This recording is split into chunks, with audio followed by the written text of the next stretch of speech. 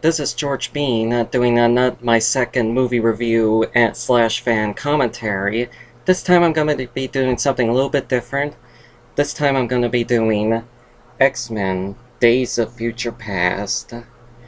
To put it bluntly, I love this movie. It's by far, I think, the best X-Men movie I've ever seen besides X2 and First Class, but this one takes the cake. Because it's such a great movie on emotions and the theme of hope and the characterization of Charles Xavier, and also the threat in it is real and threatening, and I do hope you enjoy. I may get a bit boring at some points in the movie once again, but I'll try to do my best, and thank you so much for listening to this review, and I'm gonna start the movie right now. At the end of the 20th Century Fox logo, you can hear the X-Men theme and a bit of the X appearing when it fades out, which is really cool. As we all know, this movie is based on the comic book storyline of the same name, Days of Future Past, part of the Marvel Comics comic book, The Uncanny X-Men, issues number 41 through issues number 141 through 142, written by comic writers Chris Claremont and John Byrne, which was published in 1981, a mere 3 years before The Terminator first came out. As in the movie, the comic depicted a dystopian future in which mutants are either being incarcerated in internment camps or terminated on first sight, all done by giant mutant hunting robots called Sentinels, who in the comic became the de facto leaders of the United States. They were created by the human military scientist named Boulevard Trask, whom we'll later learn about soon. In a last desperate effort, the last of the remaining X-Men send one of their own a couple decades into the past to avert a major mutant incident that will result in the creation of the Sentinels. And yeah, I like how it opens showing the dystopian future, mutants going through a Tron-like internment camp.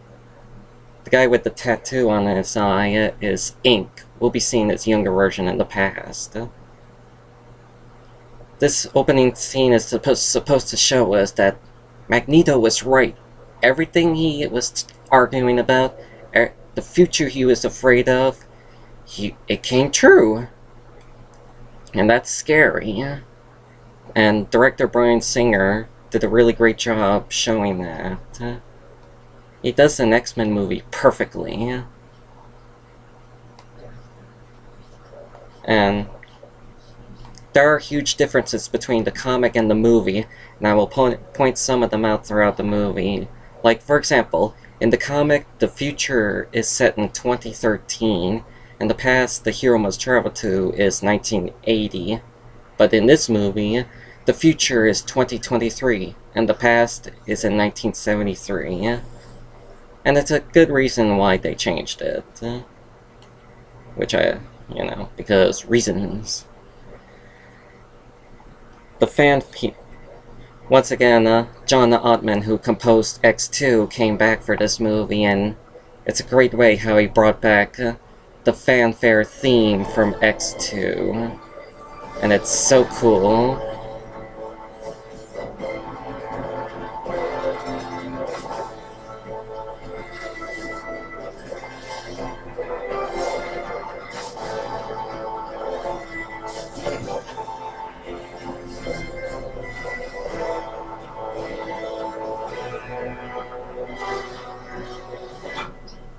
If you saw this in the theater and heard that, it leaves you pumped for the movie. It makes you cheer for excitement. The Sentinel carriers here look like upside-down coffins. It's like a way of symbolizing your death is near, and it looks scary. It looks like Nazi Germany, but worse and global. This opening scene is to show, give us the basics of the storyline about the time traveling bit, and to show us how unstoppable these Sentinels are.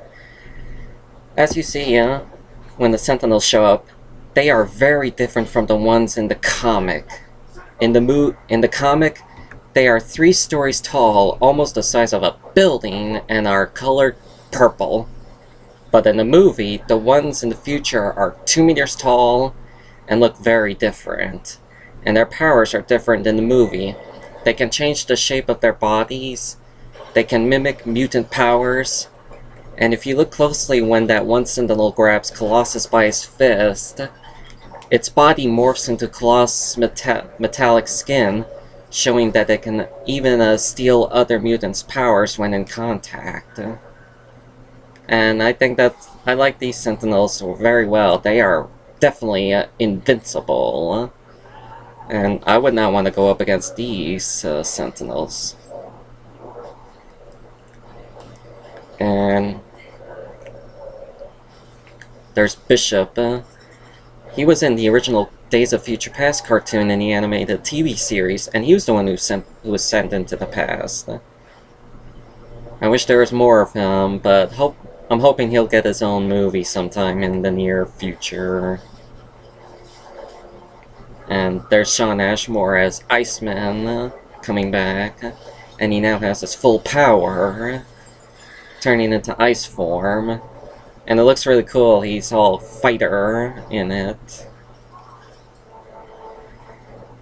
It's never explained in the movie yet, but Magneto could have just taken out these robots, but it's never explained, but the Sentinels are formed of some type of metallic alloy. I don't think it's metallic, that can resist Magneto's powers. And even though it does look metal and sound it, but I don't think it isn't, because they can even resist Magneto's power. And here's where Kitty sends Bishop back in time to warn them of the upcoming attack, thus changing the timeline there.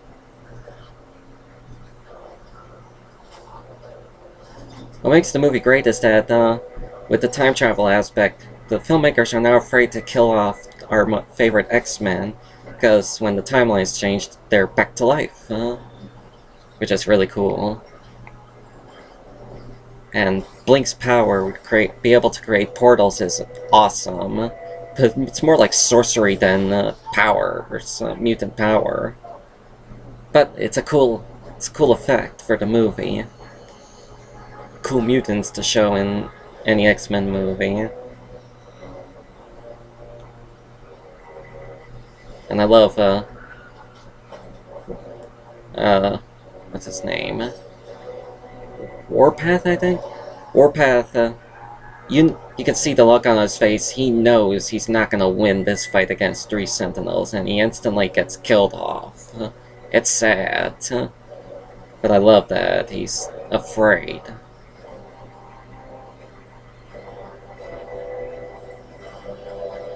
I think the reason... In the original comic, it was Rachel Summers who has the time-phasing ability, not Kitty. But they changed it to Kitty, I guess because Bryan Singer liked Ellen Page as Kitty in X-Men 3: The Last Stand, and decided to bring her back for this one. Because it's never explained how Kitty got her time-phasing ability in this movie. But thank God for Xavier and Wolverine. This whole part with Cerebro showing there's so few of the mutant kind shows they're on the brink of extinction, and that makes you tear up a bit. And there's Patrick Stewart back as old Charles Xavier. It's never explained in this movie how he came back to life after The Last Stand, but if you watch the fully end credit sequence at the very end of the movie, it's explained that, in a way, that if you die, you can be able to send your consciousness in another body, and even though his face is never shown at the end, but it's supposedly Xavier's long-forgotten twin brother who suffers from a bad condition that leaves him brain dead. And so, yep, but it never explains how he could still have his paralysis. But whatever, I guess. Just shut up and watch the movie.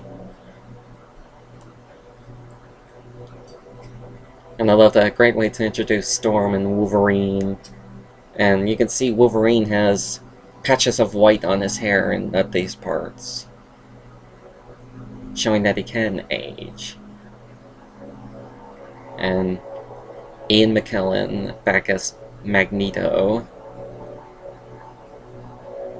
It may seem a bit unnecessary of him being back, but can't make an X-Men movie without good old Magneto.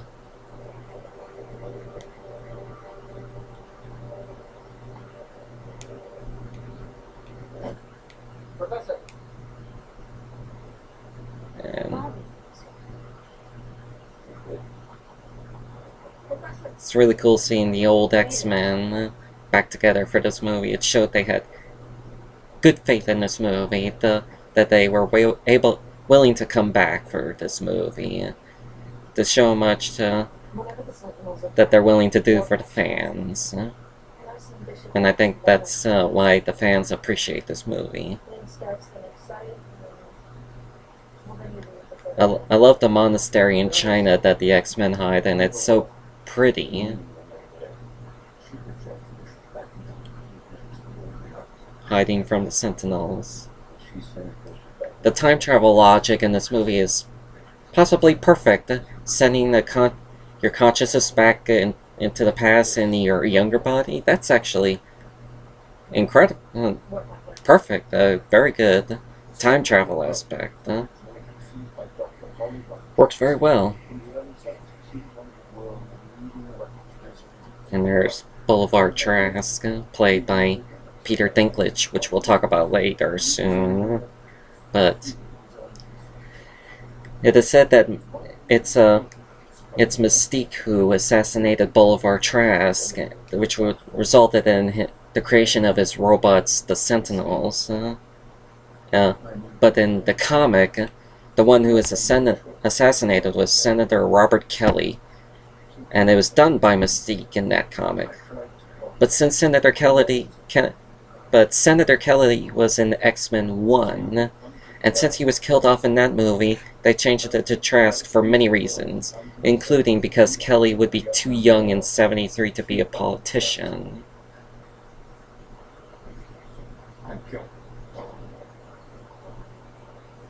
And the part where it says that Mystique was tortured and experimented at when she was captured, I guess that explains how she became so cold-hearted in the original trilogy,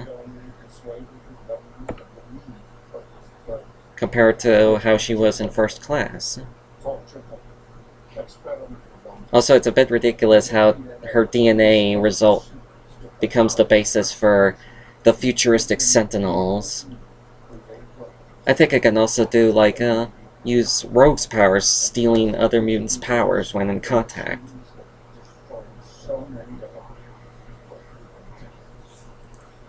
But, it's explained, there is a deleted scene which we'll probably see sometime in the future that featured Rogue.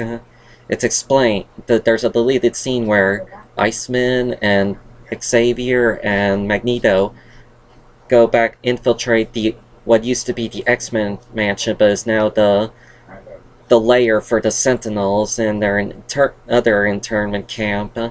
They break in to help break Rogue out, and it was written to be an action scene to show showing Professor X and Magneto in action, based on the belief that Patrick Stewart and Ian McKellen may never play their characters again after this movie.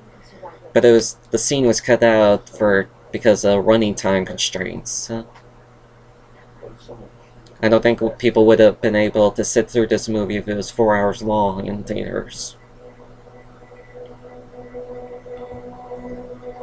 Here, where Wolverine volunteers to go back. It's actually good reason how, if it was Professor X, his mind would have ripped apart. But given Wolverine's self-healing ability, where he can heal faster, he can be able to survive the trip that far.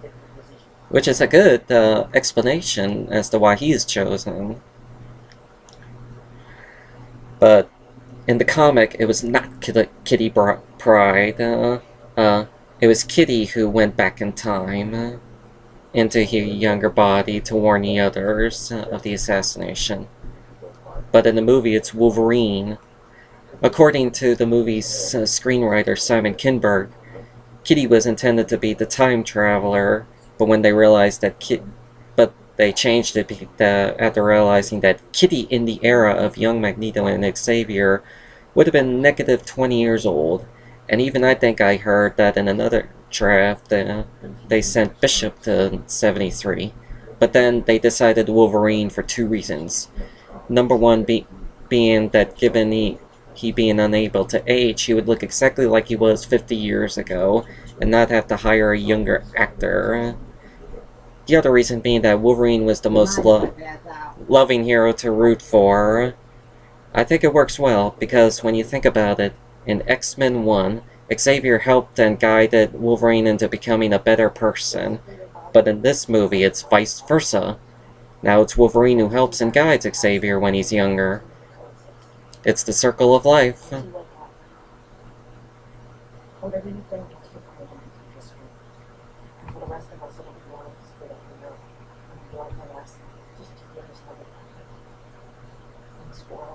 The part where Kitty describes whatever Wolverine does in the past will take hold and change the timeline for a more better timeline.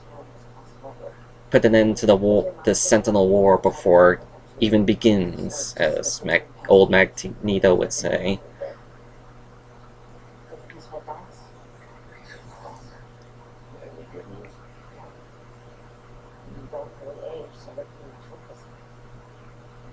And this is where they say it's their last chance before the Sentinels attack. This is their last chance to change the timeline. So it's a last desperate effort. In the comics, it's explained that their sending someone back in time was done on the eve of a feared nuclear war on the United States by other nations, because they're afraid that the Sentinels will take control of other nations. So they decide to launch nuclear weapons on the Sentinels to keep that from happening. So they send someone back to keep that from happening. And this is a cool way to go to 1973 by showing the lava lamp. It's such a cool way how different 1973 is compared to 2023. Almost like the Wizard of Oz. The opening scene is like black and white and just dark and gritty. But when you travel to this other place, it's colorful and happy-like. It's so cool. I love those types of movies where you travel to a different place. Another movie being like Labyrinth.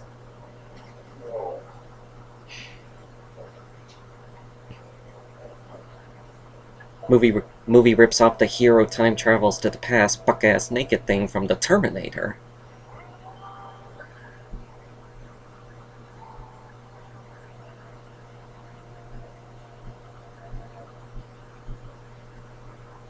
And you can notice the white patches are now gone, because it's his younger self.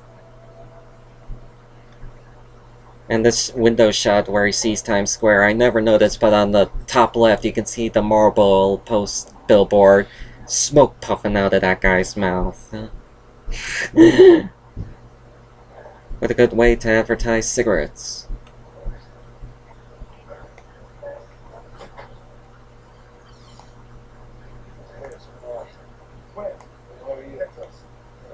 The girl waking up calls Logan Jimmy. Here's a reason why.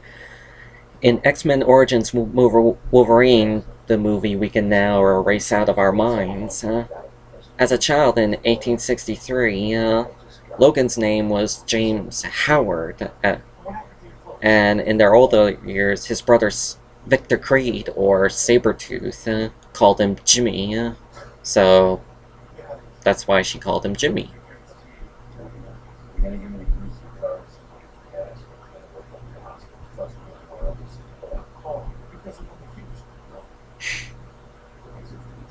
Logan's bone claws. In Origins, he is shown getting the adamantium pumped into his body, and it's implied that movie is set in 1979. So this is 6 years before that movie.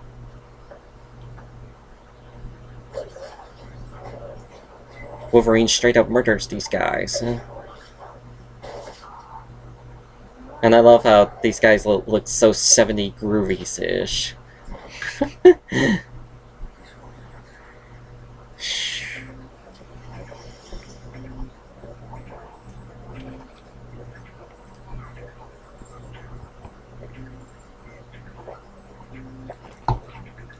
Coming up where we see, are introduced to Boulevard Trask.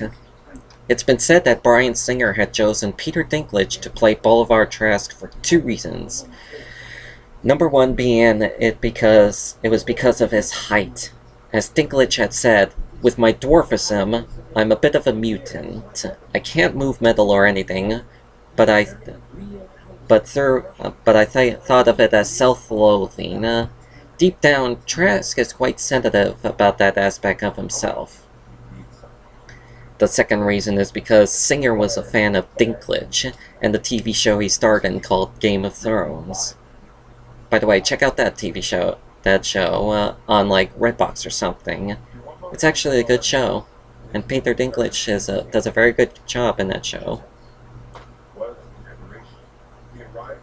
So to say, one of the politicians, the bald guy, talking about the Russians, the Chinese, that's Chris Claremont in a cameo. He's one of the writers I said who co-wrote the Days of Future Past comic.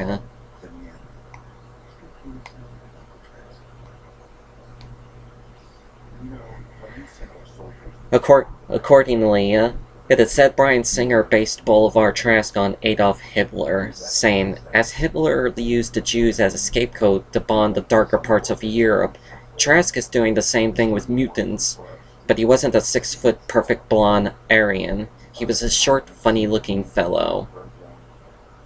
Now when you think about it, Trask is like Hitler, using a certain race he hates as a scapegoat to unite the entire humanity against a common enemy.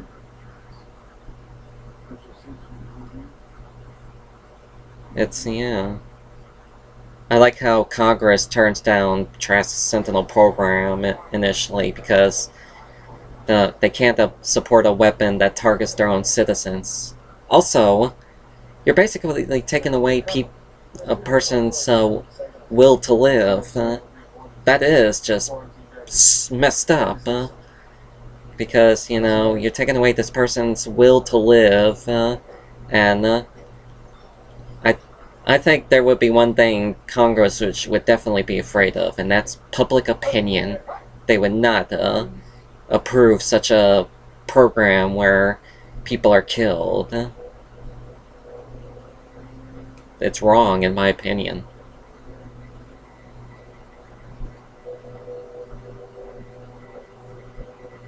This colonel here, you can see it on his name tag, says Sanders. I think gives away the fact that that's Mystique in disguise. So to say on Havoc's profile, the paper says the date says January 21st, 1973. I'm trying to be specific on how exactly when in 1973 this takes place. Around the late January. This guy here,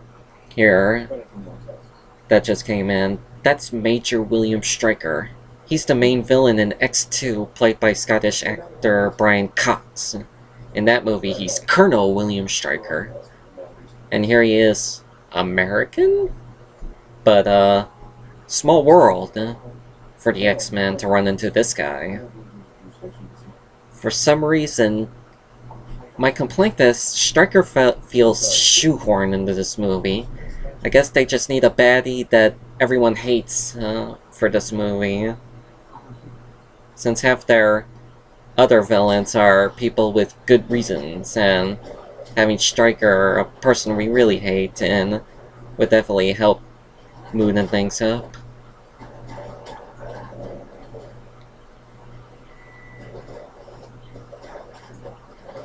I'm wondering, how did Mystique get her abilities to fight like a martial artist type of thing, to move around like that for the past 10 years since First Class? That's a question that'll probably be figured out in the next few years.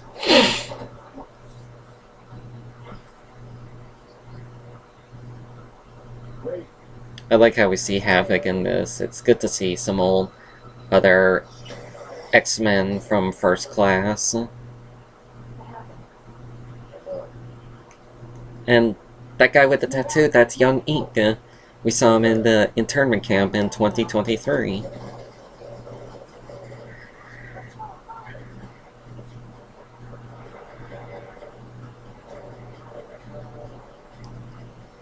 And she's able to get these mutants out of Vietnam scot-free. Also, I'd like to know, how the hell did Mystique get to Saigon and back to the US? Did she sneak aboard a plane or something? I don't know. Sort of like how Bruce Wayne ended up back from one side of the world back to Gotham in one day in The Dark Knight Rises. Do these people have a teleporter?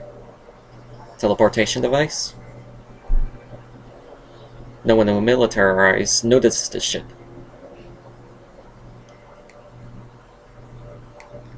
And this is a bit ridiculous where Stryker sees the plane leaving. He works for a secret military, a top secret military, which is super connected. Don't you think he would have found out wherever that plane was going and have the mutants arrested upon landing? Duh. What's the worst that could happen? But whatever, I guess. It's a good way to cut away from Saigon.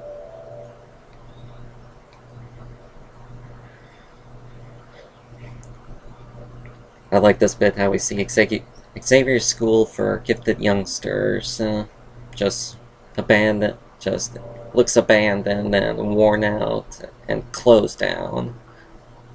It's very different from how we see it in the other movies.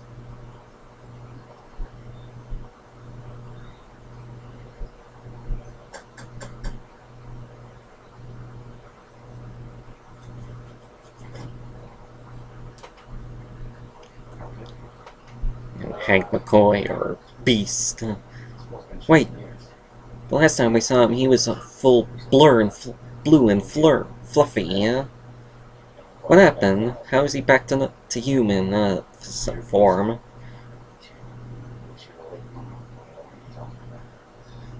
But it'll be explained. The demutinizing serum. And this is my favorite, a little funny joke I love from Wolverine. I said the school's closed. You need to leave. Not until I see the professor. There's no professor here. I told you that. Hold up. Okay. You and I are going to be good friends.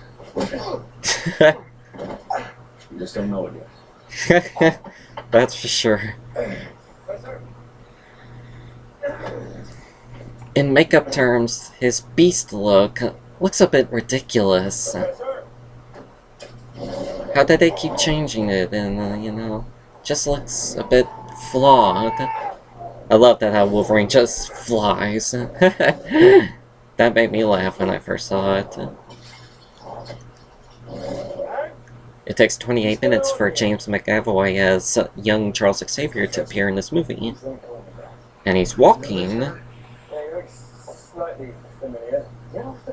I love how Charles here looks like a disgruntled Vietnam veteran with the long hair and dirty clothes and a drink. I'm gonna have to ask him to ask you to leave. Afraid I can't do that. I'll tell whoever it was that sent you that I'm busy. Because I was sent here for Perfect comebacks. Huh? Easy. Tricky. Because the person who sent me was you. Once, about 50 years. Also, 50 years from the future. 50 years from the future. 5 cents from the future. even I would scoff at the fact if this guy came up to me and said he was sent from the future by me, sent here for me. You see her here? No. I'd be like, get out of my house. We've been friends for years. When your powers came in 1999, you thought you were going crazy. I love that how Charles asks Logan, "Are you CIA? You've been watching me." Another thing I have a complaint about is Moira Taggart from First Class, played by Rose Byrne. I miss her in this one. I wish she was back in this one. She was an interesting character in that movie, and I would love to see more of her. I think I'd like to wake up now.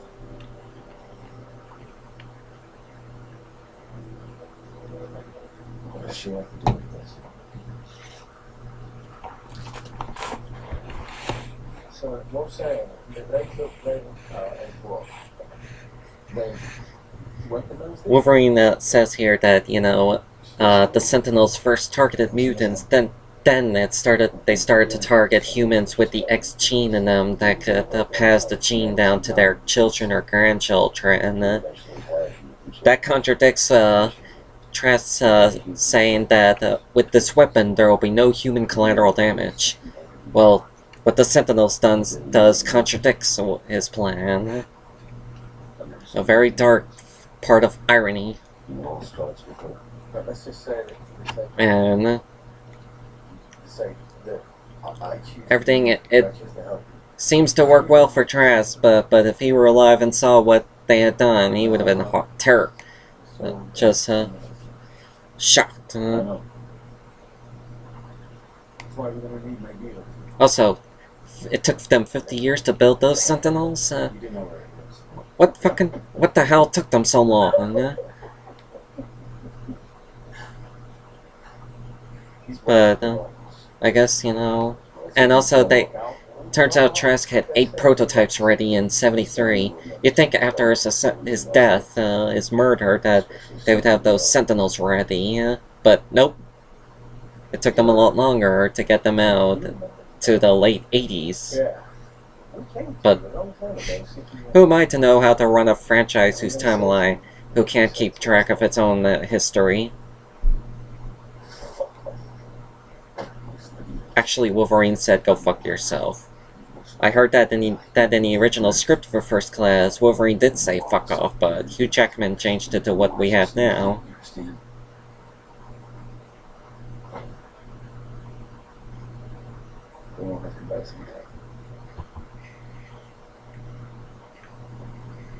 So to say, the whole demutinize serum at first seems ridiculous just to keep Charles from using his powers for the movie, because when you think about it, he could just freeze everyone and freeze Magneto when he tries to kill Mystique, but seems like terrible plot convenience.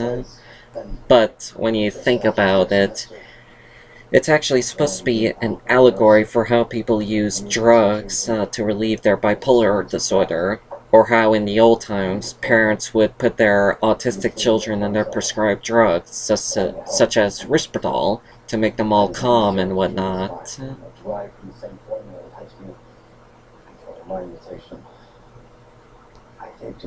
And it works in a way. It fits perfectly, like how the whole bipolar thing and depression. If you just examine it a little bit, give it a second chance.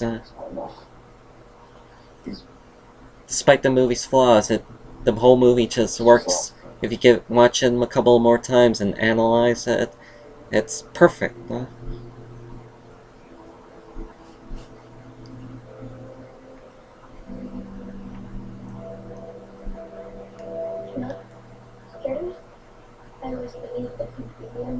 Obviously, in first class, the child, Charles, said to younger Raven, "You never have to steal again." But in this movie, it adds after he said, it also adds in, "and that's a promise." But I think it works very well with that addition, because I think of a minor theme of Xavier attempting to keep promises he made. And it works very well. It made me tear up a bit.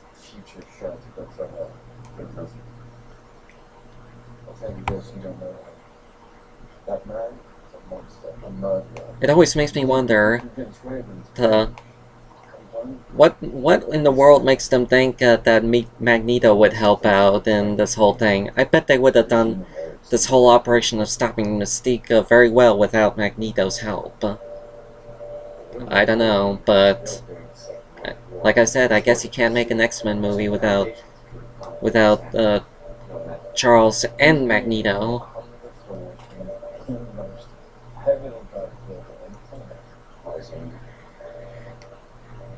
The whole Magneto's prison idea definitely reminds me of that other prison he had in X2 X-Men United.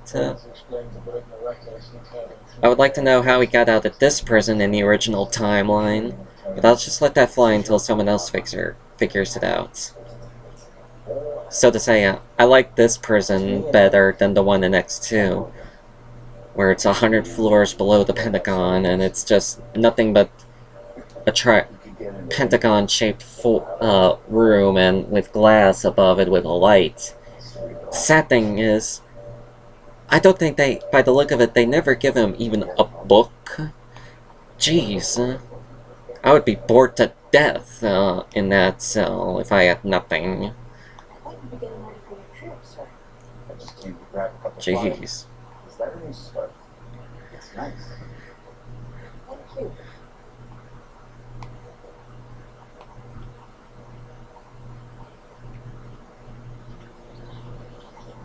This whole bit where Mystique infiltrates Trask's office to examine who he is and his info reminds me of the old spy movies, where a spy sneaks into the enemy's office to check his files. It's really cool.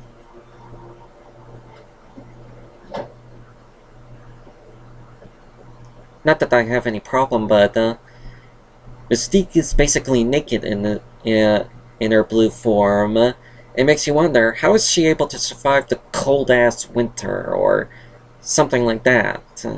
But I guess I'm just delving into that too much. But it's cool for the movie.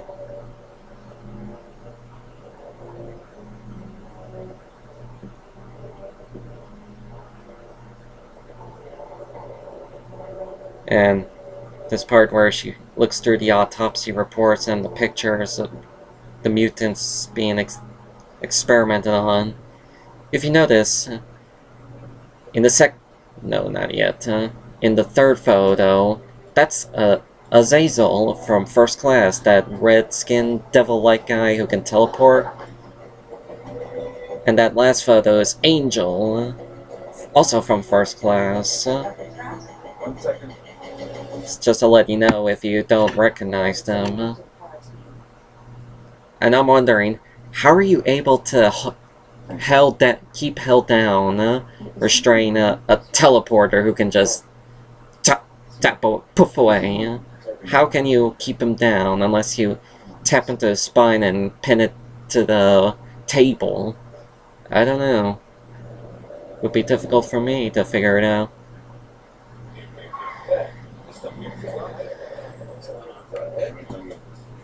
Oh yeah, where we meet Peter Maximoff, or Quicksilver, played brilliantly by Evan Peters, and is definitely the comic relief of this movie. The best thing out of the whole movie. What's it on now? I love how the mother thinks they're cops. Definitely tells he's a troublemaker. Quicksilver reminds me of the Roadrunner. Choop, choop, choop, choop, choop. I noticed under the stairwell you can see a poster for the Doors, which is cool. I would love to see a Beatles poster in this room. And he has a Pepsi Cola one poster in the shape of the bottle cap. That's an old card. He's fascinating. He's a pain in the ass. What, teleport? No, it's just fast. A pain in the ass. He definitely is. Young? You're just old. So to say, he will be back for X-Men Apocalypse, and he will have more screen time in that one. And I think he'll explore his relationship with Magneto as father and son. But we'll see when that movie comes out in 2016. And if you notice closely behind Charles and Hank, there's a National Lampoon poster, which is cool as well.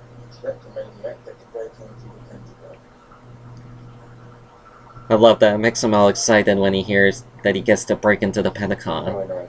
Wow!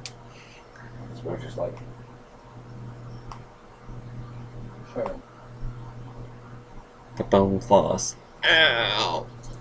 I love how Quicksilver plays Pong, and the thing is like, it's going faster than it should be. Built in 1943, the Pentagon is the world's largest office building, housing more than 25,000 military employees, stretched over 6 million square feet. Where's the bathroom? Tours.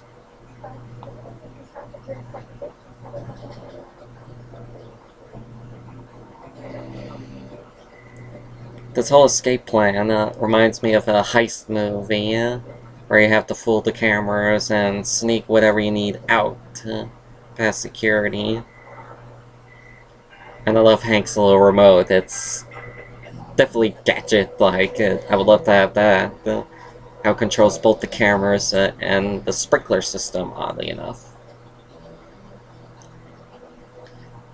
That sign by the elevator is supposed to say no metal at this point. How is the... What's running the elevator?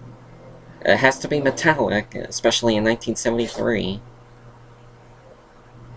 And the guns, either they're plastic or they're glass, but I think with impossible, especially in 1973. Yeah, we're getting broadcasting stuff. What's going on? Damn it. And the bullets, I bet, I don't know if they're supposed to be rubber or something, but they'd have to be metal to pierce you quickly, like normal bullets would do.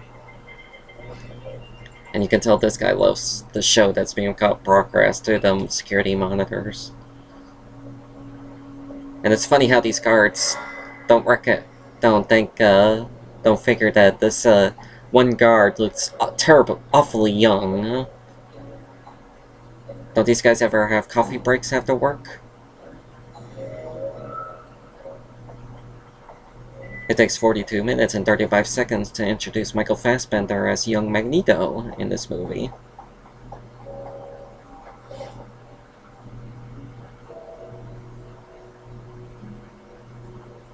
I really do love this person's style. It looks really cool.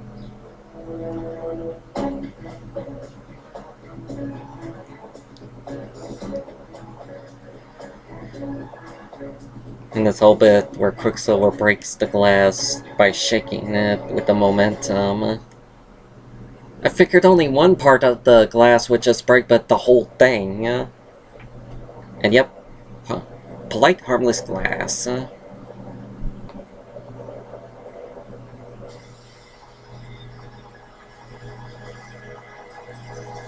And the big closing door that's supposed to permanently close the big room into Magneto's cell, that's definitely gotta be run by some type of metallic machine.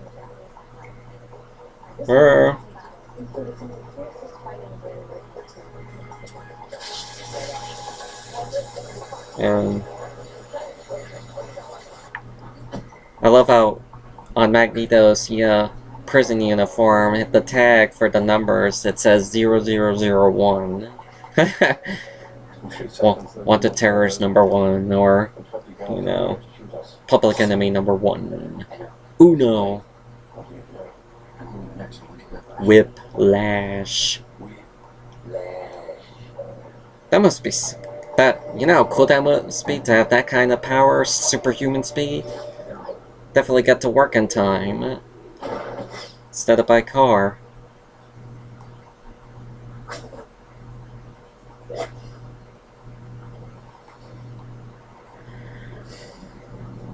Maybe they'll pass.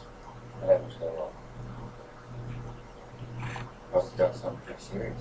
And I love how this movie explains that it was Magneto who assassinated President John F. Kennedy. What else do you explain a bullet miraculously curving through the air? Oh, this explains it. Magneto. Is it crowded? I thought that was a good idea, and I'm glad they went with it.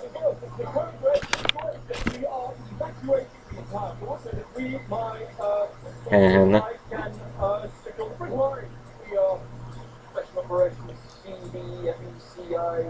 CBFC, CI, CBC. What kind of organization is that?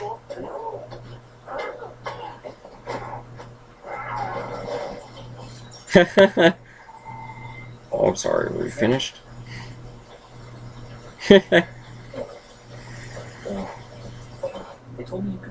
I love this moment where Quicksilver says, "My mom once knew a guy who could control metal," and Magneto's look.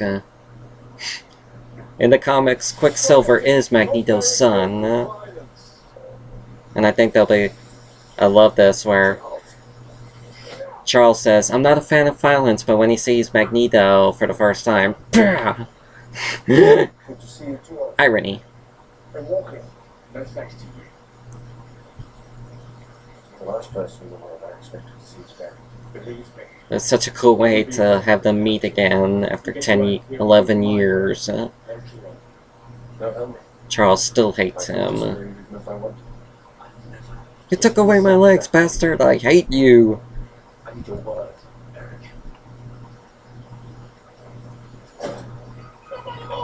Eric. This famous scene that's considered the most visually stunning and yet most hilarious scene out of the whole movie, where Quicksilver freezes time and listens to Time in a Bottle.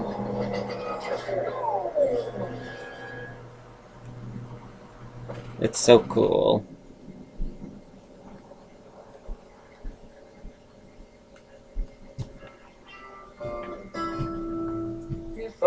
The way it's done is perfect, and the song is the perfect choice for this movie.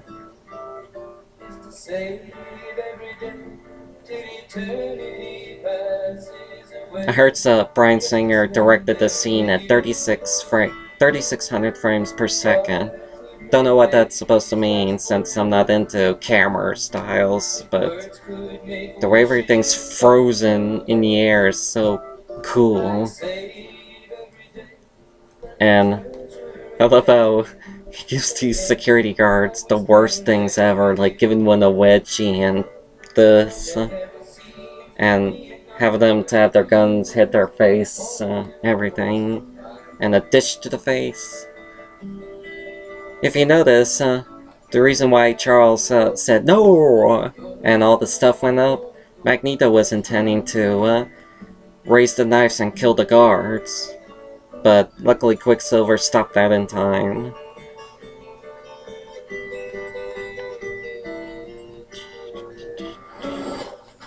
And I love that all the guards go down hilariously. What? I wish it went longer. I would love to see a longer version of that. And this is where Magneto noticed Wolverine's bone claws. And yet they're able to get out of the Pentagon safely, without running into any more security guards.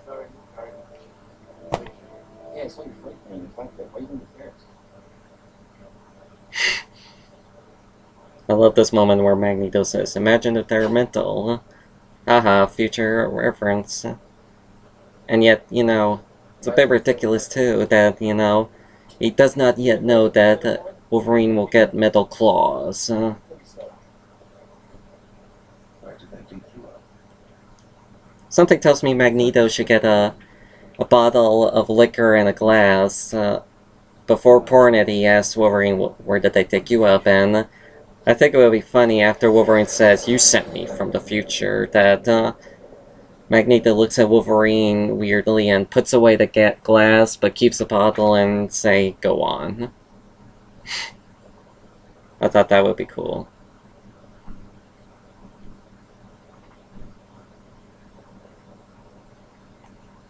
How did you lose them? My spine flex button. Back to the prison break scene, I heard in one of the original drafts, it was not Quicksilver our heroes recruited to help break Magneto out of prison, but it was a young Juggernaut. You know, that big dude in The Last Stand that said, "I'm the Juggernaut, bitch." So, we probably would have seen Juggernaut bust his way through the walls of the Pentagon to break Magneto out. But they changed it to Quicksilver because we never seen a mutant with such an amazing power like that, and I think it's the best decision they've ever made for this movie. Brothers and sisters, all dead. It's a really good scene in this moment where Charles and Magneto argue over abandoning each other. What are you and your other people need to do? Hiding! You and Hank, pretending to be something you're not. Hank, you abandoned us all.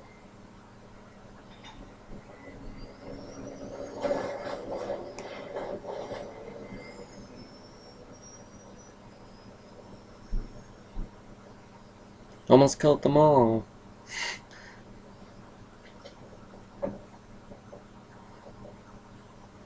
Magneto is a bit of an asshole. And so to say, Magneto is probably my idol. Because he's my favorite X-Men villain. Because what I love is his motives are genuine. He's a Holocaust survivor. And the reason why he does this is definitely very cool. And it's a villain who's got pain. And that's, I bet, what women would want to love.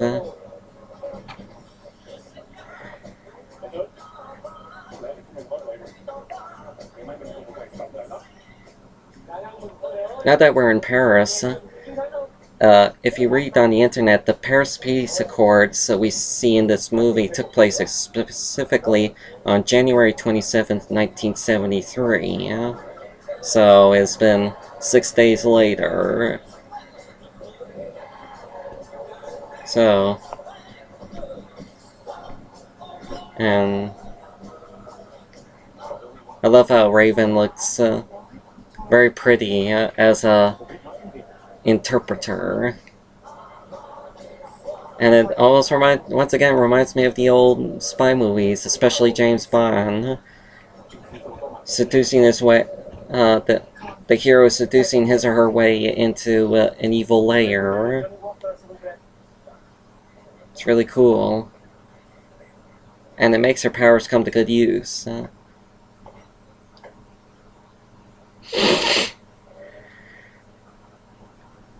In a way, the only two Bond movies, old ones I've seen, were Dr. No and Thunderball. And they were really good. And the other ones I've seen, the new ones, were Casino Royale, Quantum of Solace, and Skyfall. Skyfall is my most favorite. But to say about that, this scene here definitely has that spy movie feel that we've known and loved in the old times.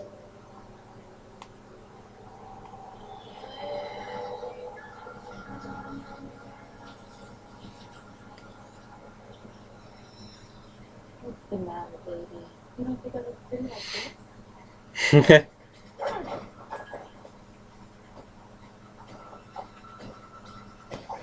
I've always wondered, does this Vietnamese general die or something? I never get it, huh? Or, you know, she knocked him out cold. It's never explained, but if she did kill him, then that contradicts what old Xavier say. How Trask was the first time killing Trask was the first time she killed. Well, if she did kill this Vietnamese general, then that contradicts what he said.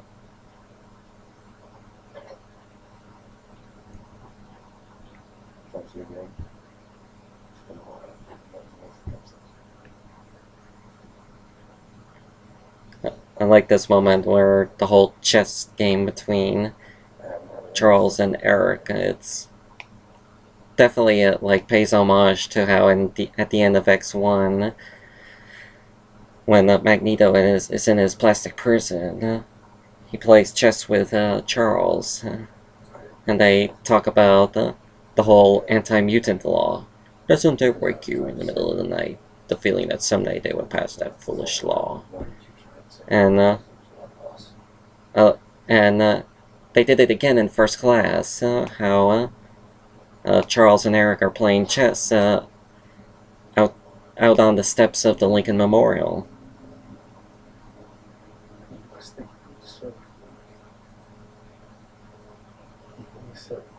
Then this revelation that he was actually Eric was actually trying to save JFK, because JFK was a mutant.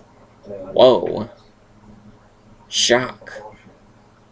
Then what power did JFK have? I'd like to know about that.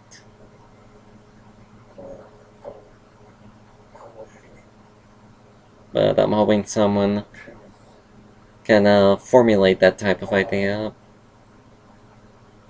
And that's why I think JFK never mentioned mutants during the Cuban Missile Crisis at the end of First Class.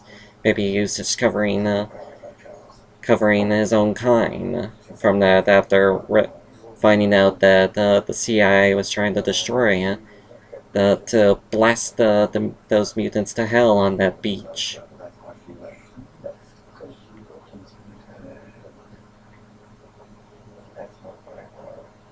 But when Eric says about saving the president, why do I get this feeling that he's lying?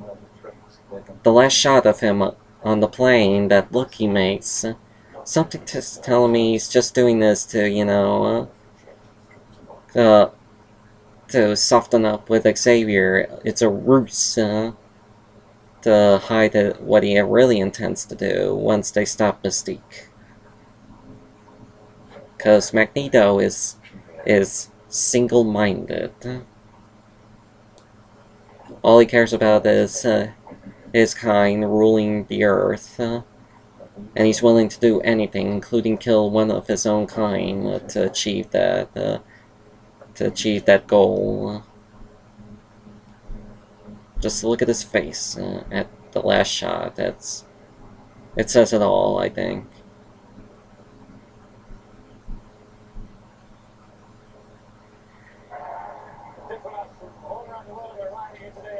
This moment where Trask is talking to the meeting with the Vietnamese communists, talking about it, attempting to sell his Sentinel program to the communists. The technology he describes, like how the Sentinels are built out of a space-age polymer, which is basically plastic, and has the aeronautic capabilities of a Harrier jet, which is that giant thing that blasts out, and has a little device built into its head called the mutant detector. I know I'm nitpicking, and it's a movie, I love it, but I don't think in 1973 we would be able to afford that kind of technology, that advanced. Like a mutant detector and plastic guns and robots that are built out of space-age plastic and are almost 3 times the size of a normal human ability and has the ability to fly. I don't think we could be able to build, let alone afford one, in 1973. I'll believe it when I see it. Just saying. What makes the Sentinel so special is the ability to target the mutant's gene. A genetic guidance system that can lock onto a marker half a mile away and won't trigger unless it's identified with the target. With this weapon, there will be no human collateral damage. No human collateral damage. The mutant detector is a bit of a cute device. I might build one out of my full cart. I'll give it a try. I would like to own one of those and play around and go like, mutant! And that's where I realized that Vietnamese general is actually a mutant. So, Trask is the Howard Stark of the 70s. And because of his advanced technology, even Tony Stark could be able to do it by building a suit of armor. With a tank missile.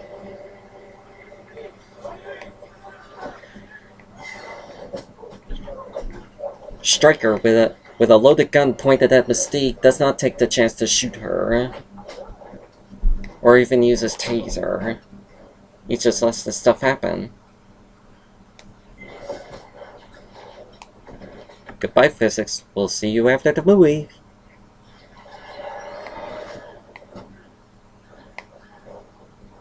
And perfect timing for them to stop Mystique, to stop Raven.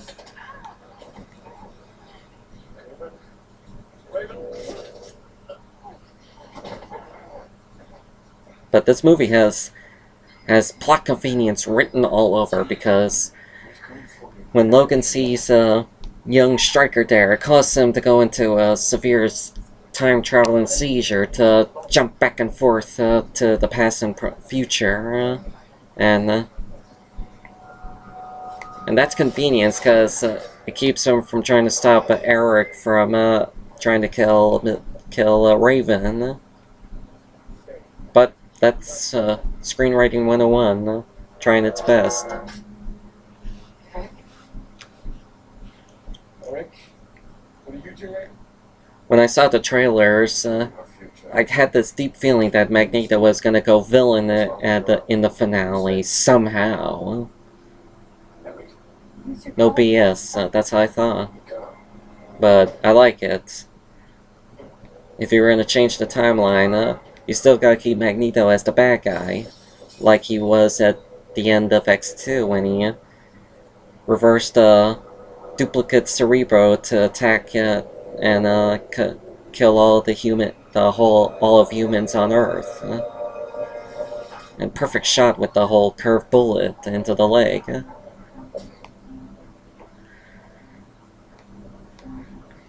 I guess this puts a big-ass dent on the relationship between Charles and Eric.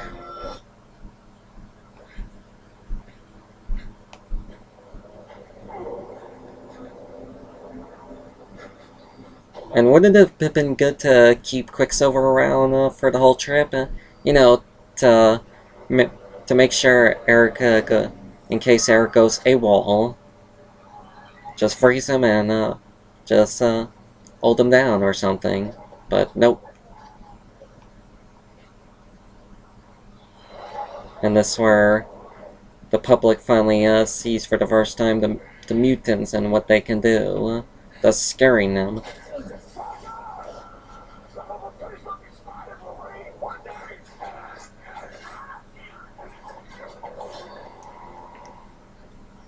I'd hate to know what it feels like getting slashed by Wolverine's claws. That would hurt. Bleeding like crazy.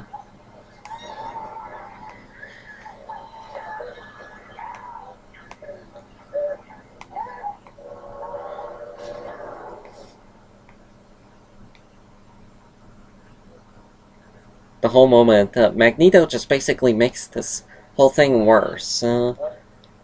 everything he's now doing is just making the whole dystopian future worse now, when you think about it. Especially in the third act.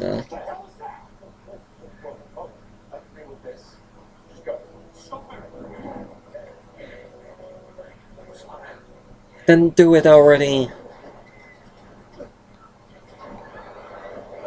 And if you, it's a blink and you'll miss moment, but when Magneto pulls the bullet out of Raven's leg, splurts of blood come out, and that's how.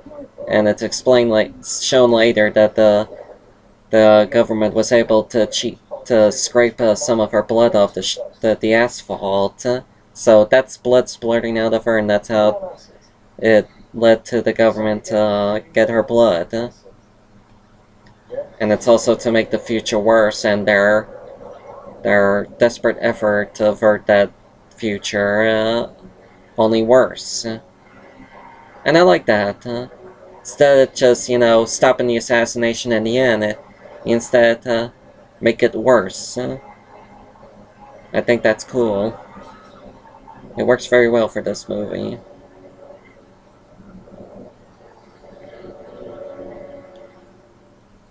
And yeah, Magneto, before leaving the office room to chase down Raven, he took a piece of film projectile from the machine that shows the blueprints of the Sentinels, so we all know what he's going to be doing.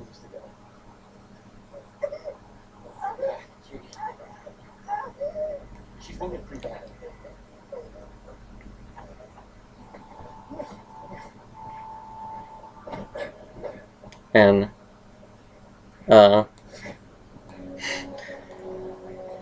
Stryker noticing Wolverine's bone claws. Possibly they'll be seeing each other again sometime soon. That French guy in the hat with the Super 8 camera, that's director Bryan Singer making a cameo. Just for a little trivia note. And this moment where the public sees Beast. Sad moment. Once again, showing off more of the themes of tolerance and indiscrimination and racial problems. Works very well in this movie, in the X-Men movies, and I would love to see more.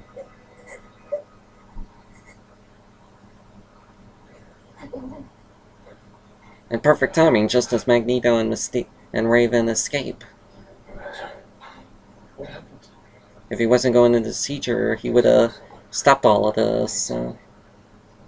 Possibly kill Eric, and that'd be the end of it.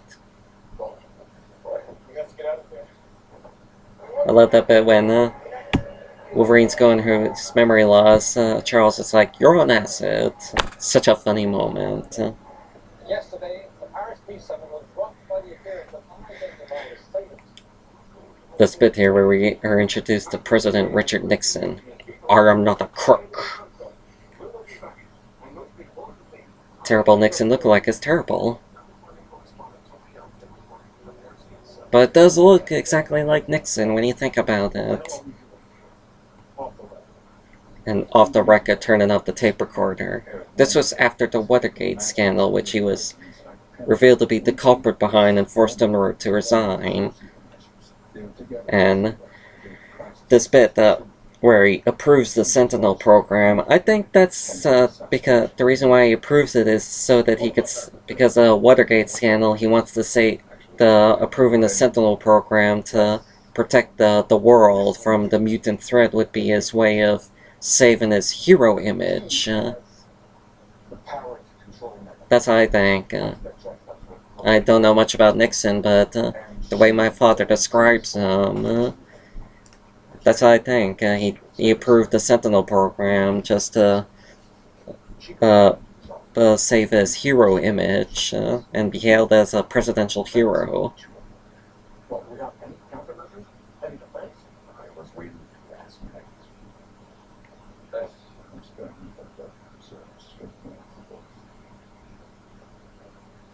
And I love how Nixon says, "You're telling me, these mutants are on the world, and our best defenses are these giant metal robots? Well, yeah, because you're in the Marvel Universe, where everything is involves giant metal robots. I have a prototype ready to go. We'll build a space-safe colony out of Huntsman's metal. And Trask says here he has 8 prototypes ready to go. Then it makes you wonder, why didn't they veil them immediately after Trask was assassinated? But because reasons. It's going to cost a bit more to turn them on. Oh, and one more thing. If you manage to capture them, I would for I'm wondering, how in the hell did Trask and Stryker get into the Oval Office so quickly? They probably would have kicked them out, but whatever, I guess. They just need to make the future threat worse. And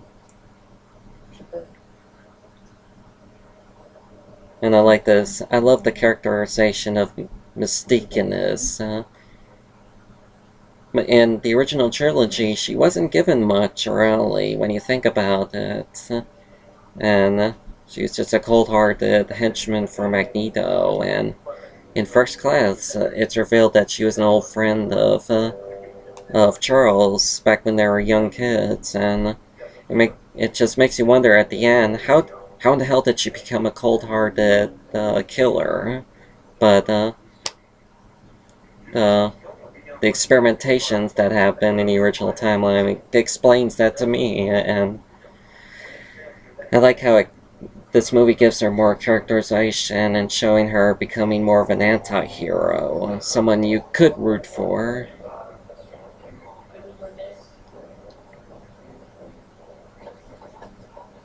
I knew very early on what Magneto was intending to do, because he was looking through the blueprints of the Sentinels and how they work, and looking at the television and seeing that they were able to get samples of her blood off the street, and that look he makes. I knew what he was intending to do. He was gonna stop the Sentinels from going online, but in a much more drastic way. Especially when he says, "We have to strike now while we still hold the upper hand."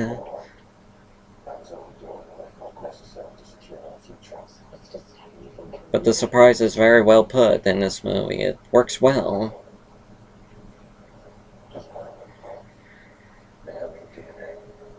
Magneto just questions Raven if she's still Charles Raven or is she Mystique. It's just, this movie's basically making her question her identity.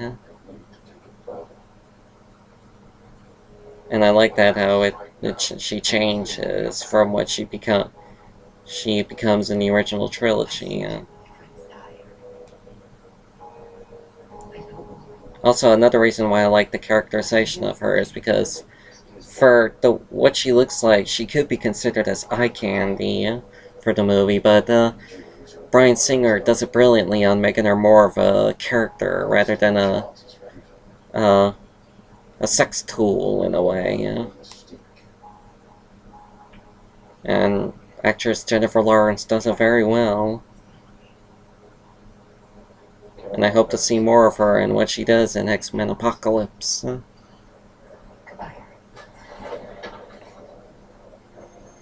And also, it's a bit ridiculous how Eric's not in hiding when the whole news around the world knows his face. He should be wearing a hat and sunglasses, but I don't know.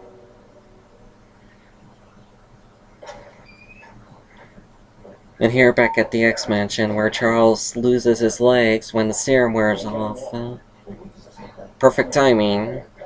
Time for him to become Professor X. And this whole scene involving Charles going through this big transformation is such a great and emotionally gripping scene.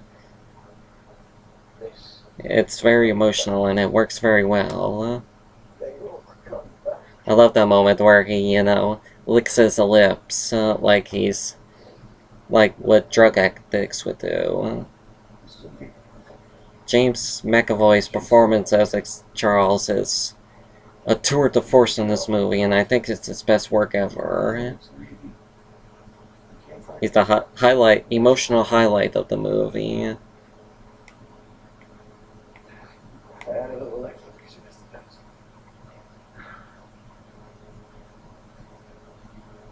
And undecisive whether or not to take the serum, and he chooses not to. It's really cool. Leaves you a bit on edge, and you know, you breathe once he decides not to take the injection. And I love that scene where he's taken to the open closet and reveals his famous wheelchair with the X on the wheel. It's such a cool moment. Like, such a great scene. It's like it makes you want to cheer and cry at the same time.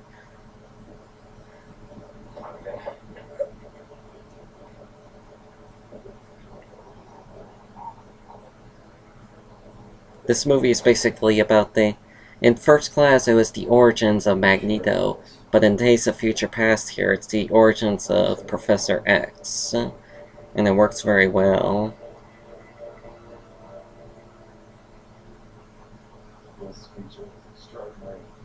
And the scene where Trask talks to Stryker about, you know, his views on mutants, I see this as like the origin for Stryker to hate mutants, and it's a good scene, and I love that how he says, imagine Sentinels that can transform, adapt to any target. He's foreshadowing what his Sentinels will be 50 years in the future. How many of our sons and brothers I swear, Stryker is awfully young, like I said, he looks too young, but with the messed up timeline, I shouldn't complain for a movie that I love. Basically, Trask explains how, you know, he wants he wants humanity, all of humanity to unite against a common enemy, which is humans. And he believes his Sentinels will help bring a new era of genuine and long-lasting peace, when 50 years from that time, later, it becomes the complete opposite. And he says he believes mutants to be a common struggle against the ultimate enemy, extinction, when really it was his Sentinels that brought humanity to extinction. And when you see him talk about it and see his prototype Sentinels being shipped in containers, it's such a chilling scene. How you see how he thinks it'll bring peace, and yet it brings nothing but death in the future.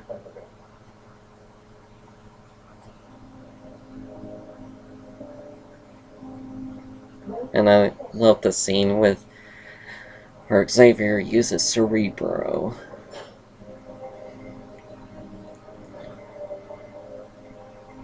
It's the best scene emotionally in this movie, of Xavier regaining hope, and it's revealed why he uses the serum, more than just use his legs, but also to make the voices in his head go away, and because the reason why he wants that to happen is so that he can stop feeling other people's pain, like people being hurt. And it is a sad moment when you see through Cerebro all those people being harmed, and it does bring tears to your eyes when you see that. And it's seen why he doesn't want to have his powers back because of the pain.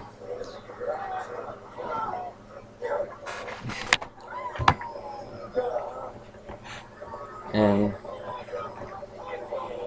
I love the effect of how you can see the whole world and humans and mutants alike around Cerebro when it changes. How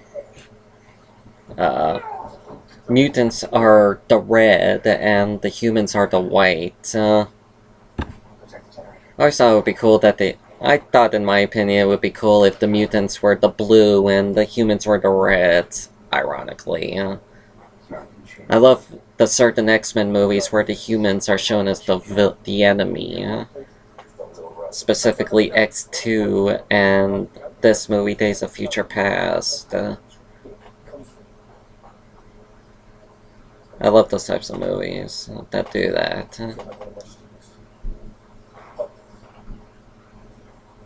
There's a mistake. Mistake free, Eric. This whole thing has been one bloody mistake. I'm sorry, Logan, but that seems like the wrong now. You're right. And this whole bit where Wolverine decides to have young Charles meet his future self, hoping to convince him to become who he's supposed to be. It's fate when you think about it. He's destined to become Professor Charles Xavier. And even though it's a bit unbelievable how it makes you wonder, how did he come back to become the Professor X we know and love before Wolverine was sent back in time and changed everything? But it's such an emotional scene when you see it, and it's really sad, a tearjerker. I cried when I first saw this in theaters. You can, throughout this whole movie, you can feel Charles' pain, and it's so great how it does that. And that's not why I think this movie wins me over, based on that. The main theme being hope, which will be explained very soon, a couple minutes from now. And this whole scene here where young Charles awakens in 2023 and meets with his future self. It's such the best scene, just seeing both Charles Xavier's meeting face to face. It's such a tearjerker. It made me cry, and I'm sure it made a lot of fans cry just seeing that. And how old Xavier inspires young Xavier to have hope again. And I love that scene where old Xavier says it comes from the most human part, hope. And then the music swells up, and being shown flashbacks of old Xavier showing flashbacks of what young Xavier has or will do, how many people he has inspired. It's such a emotionally gripping scene. I cried really hard during that, and it's just great. If you watch it again, it's astounding. This movie just enlightens your spirits. It did for me. And it's really cool.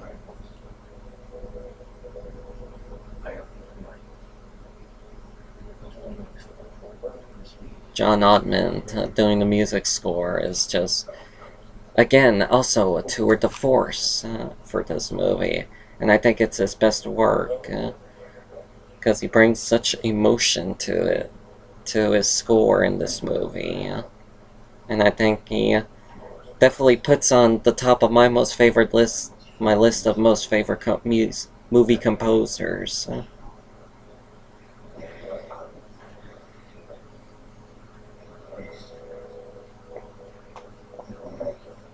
Here comes the part about hope.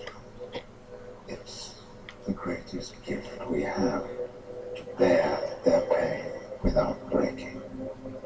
And it's born from the most human part. Hope.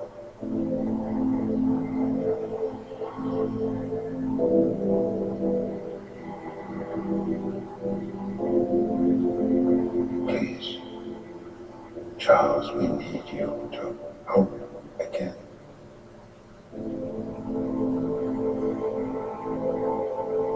Such a great scene.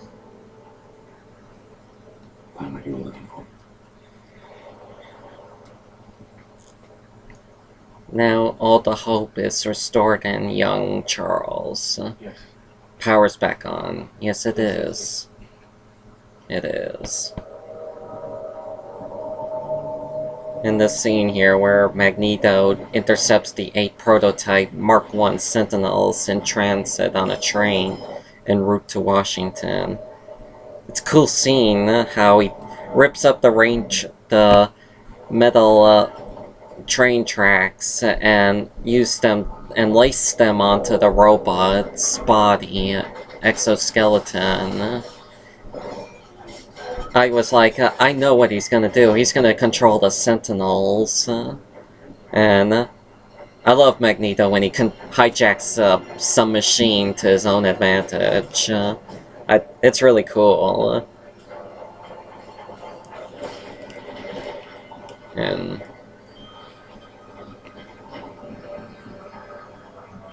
the way it just laces into the bodies of the Sentinels. It's cool.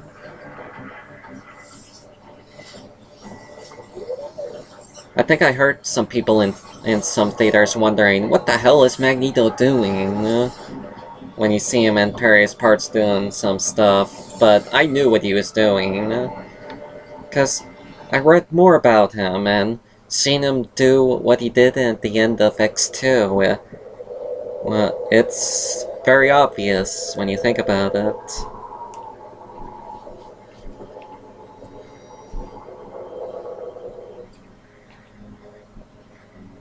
When you think about it, Kitty keeping Wolverine in the past, it must have taken days, so she would have to sit there day and night with that, just holding her hands like that. She would have to eat or use the bathroom or something, but that's something we must ignore for the movie.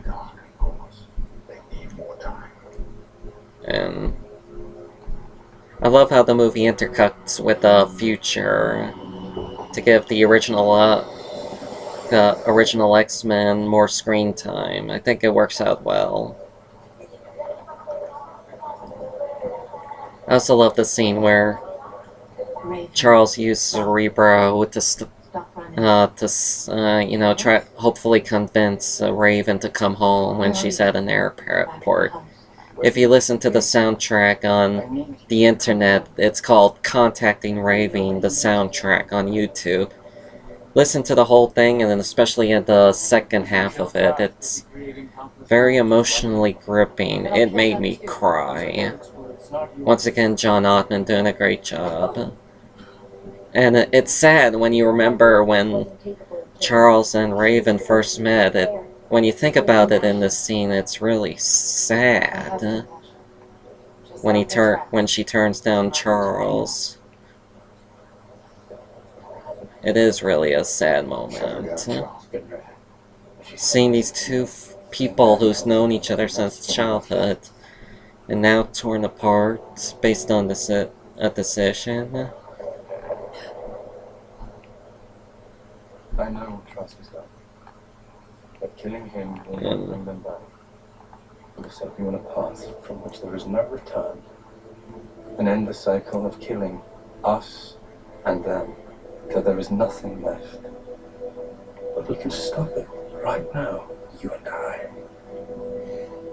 You just have to come home. Home? I have to. You haven't changed at all, Charles. Like I said, I know exactly what I have to do.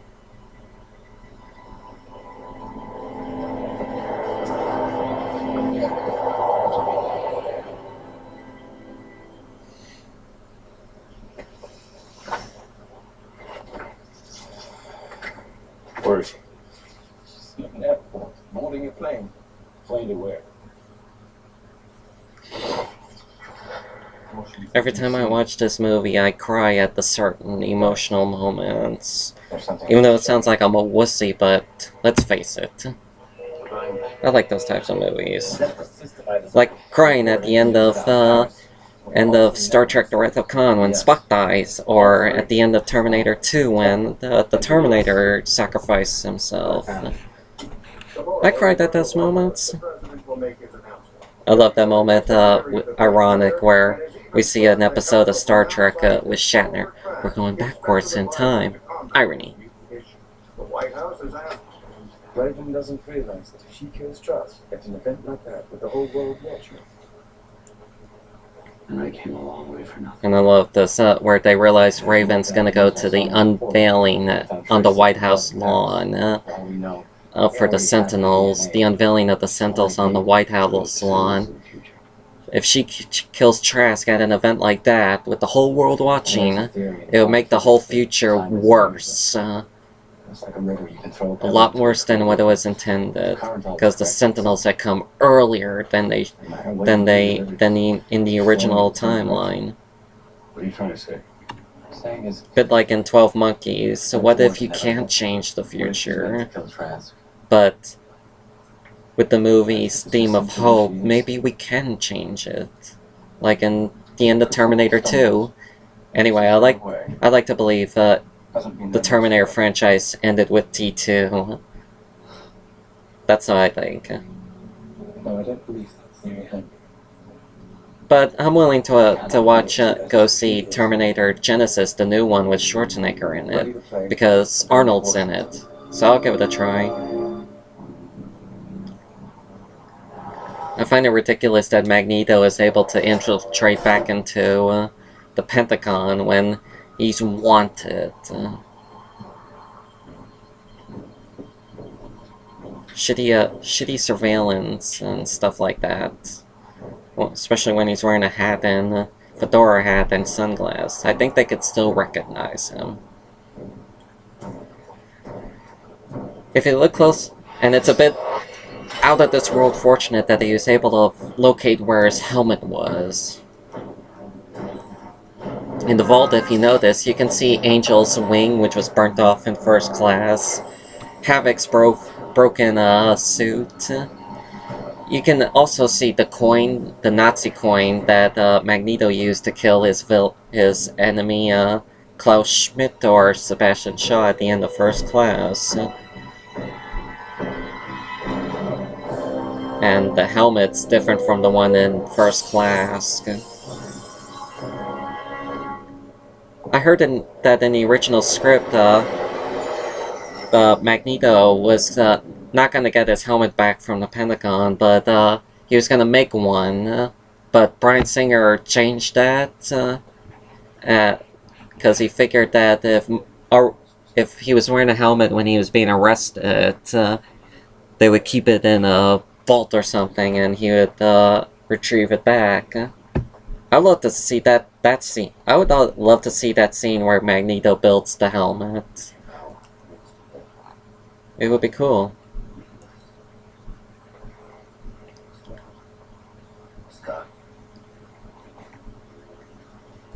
I love the scene where Logan makes young Charles promise to find the X-Men to help him, to promise him to lead and guide these people, Storm, Scott, and Jean. I'll do my best. We'll be hearing that later at the end. It's so cool. I'll do my best. That's a promise he made. We'll see if he keeps it. And in the future, not one carrier, but 12 coming for the monastery. That's scary. That's thousands of Sentinels. And I love that bit where old Xavier says, "They found us." It's scary how he says it. It's like, oh no. It brought chills down my spine. Gathered here today, they've come from all over the world to witness history. I love this, how some of the bits are shot in the Super 8mm camera with the square and all that. I thought that was cool. Fits in well with the 70s setting. I love how Charles tricks the security guard on the metal detector. Can I see your identifications? Yes, you may.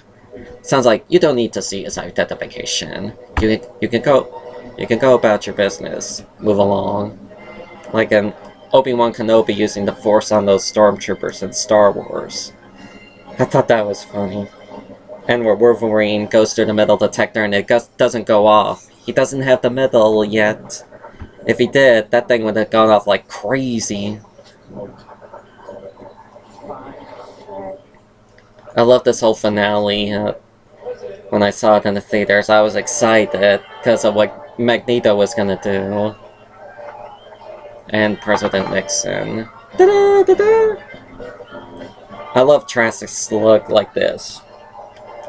He doesn't care about that. He's just glad to get his Sentinels out on the streets.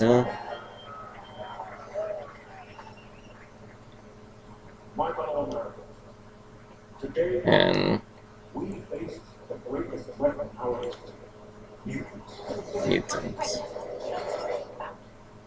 We have It would be a bit scary to have the telepathic powers, reading other people's minds, learning what they're thinking. behold, the world will never be the same again. I'm surprised the public can approve. I would be laughing if I saw giant robots being unveiled in the White House lawn. I would be like, are you freaking kidding me?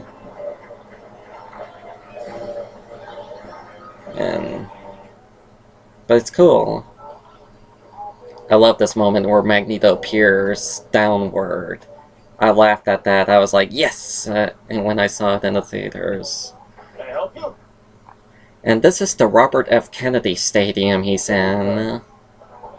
Just to let anybody know. And this whole bit where he lifts it up, the whole state ring of the stadium up, is so cool.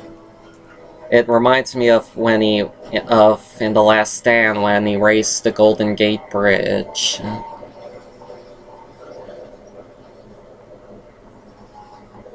It's really cool. And you're wondering, why is he raising a stadium when you first see it? But I was still a bit confused, but I was like, wow, he's planning something big. And Warpath saying, here they come.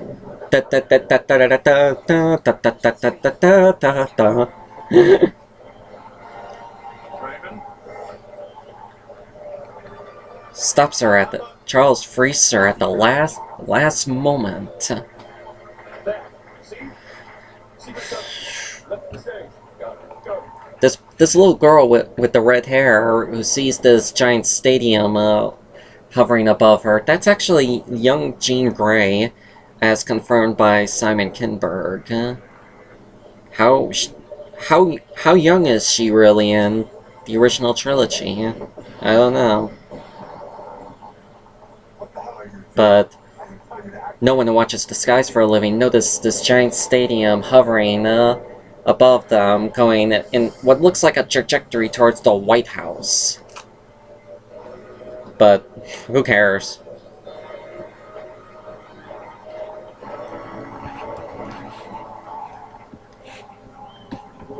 My complaint is just, the Sentinels can fly in the 70s. I don't think, like I said, we would have been able to afford it in 1973. Even if we tried one, it would blow up 10 feet in the air, I bet. Once again, Bryan Singer with the Super 8 camera. We can't stop that, mate. No, but we can slow them down. I always find Storm's line cheesy a bit. No, but we can slow them down. But I do love the 1973 Sentinels. I built one, as a matter of fact. They're like... Ah! it's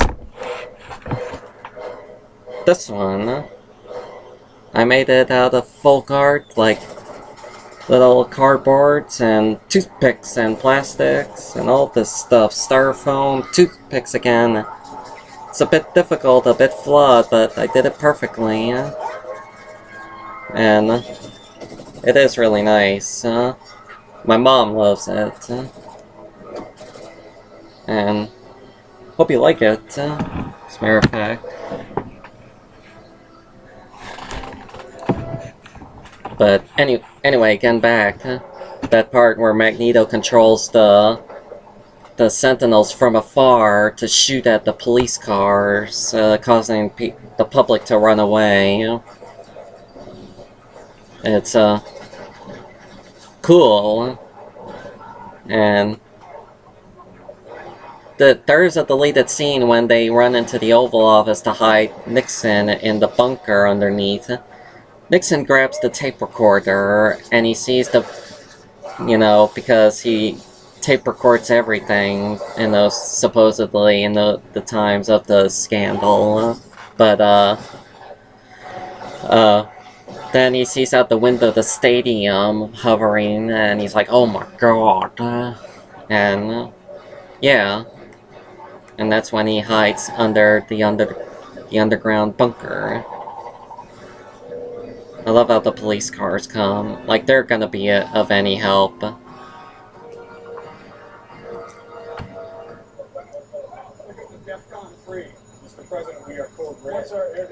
I like the underground bunker with the seats and all that.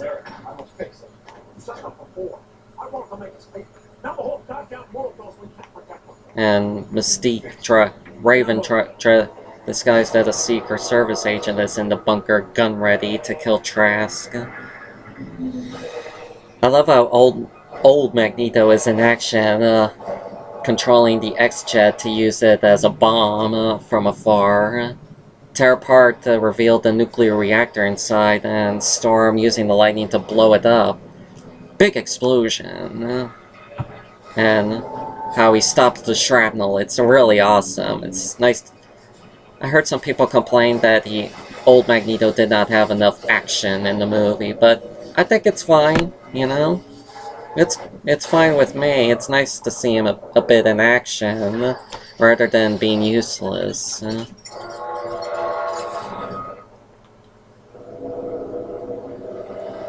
It's barely unnoticeable, but I don't think you notice it, but later it's said that a piece of shrapnel hits him, but I don't see it. And I love this whole bit, how Magneto drops the stadium, and it's revealed that inside around the stadium is the White House, thus realizing that Magneto's using the stadium as a barricade, and now we realize, oh, he's gonna kill the cabinet and Nixon. It's important for the movie to not kill Nixon, but for someone like my father, he was happy to go like, he's gonna kill the president, Nixon, yay, because, yeah, Nixon was a bad president. But using the 7 of the robots around the barricade to guard any outside intruders, and leaving one for himself in case of anybody tries to attack him. Is everybody okay?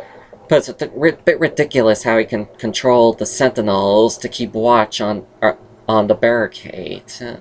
I don't know, but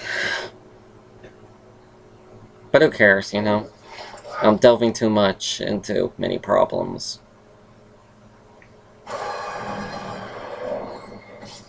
Hey Storm, you know what happens to a mutant when they get stabbed by a Sentinel? The same thing that happens to everything else. But yeah, I felt bad for Storm, especially with the music. And the Sentinels, the way their face opens up and it's a giant laser thing that... Is it me, or does it look like it rips off that Destroyer robot from Thor? I don't know, but I would have tried for something a bit different. I don't know what, but I'll figure out sometime. But I do love the fight between in the future sequences between the X-Men and the Sentinels. Trying to do whatever it takes to keep the Sentinels from reaching Charles and Wolverine. And I love how Magneto placed the metal on the entrance to close it in. Such a heroic guy. Sad we won't be seeing any more of him in future X-Men movies. In this bit, Colossus, through the portal, uses gravity as a slingshot, and he goes through another portal and hits the Sentinel on the entrance. I thought that was cool. And old Magneto with the shrapnel is going through blood loss. I feel bad for him. Well, yeah, sadly you'll be played by Kelsey Grammer, but no.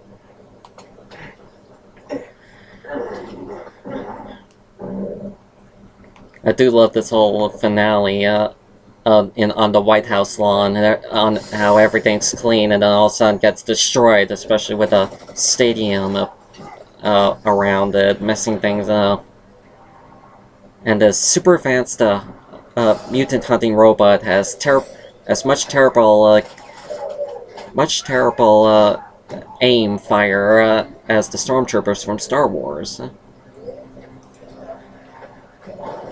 Jeez, these Sentinels are weak compared to the futuristic ones. Could barely take on one mutant, like Wolverine or Beast. But I do like these Sentinels, they're really cool. And of course, Wolverine, obviously in front of Magneto, runs towards him when he could have just attacked him from behind, jumped him from behind.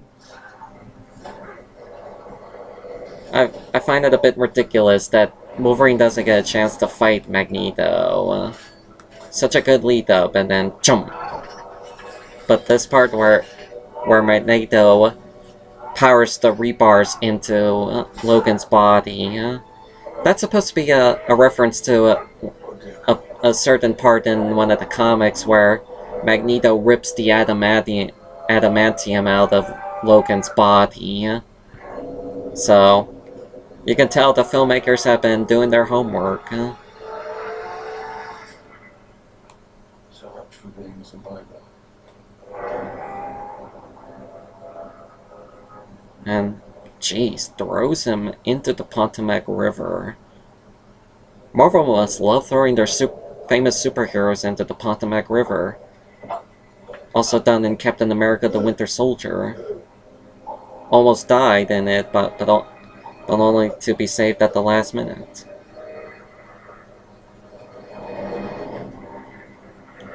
And this whole bit where Magneto tries to find the secret bunker in the White House and pull it out, I think that's cool.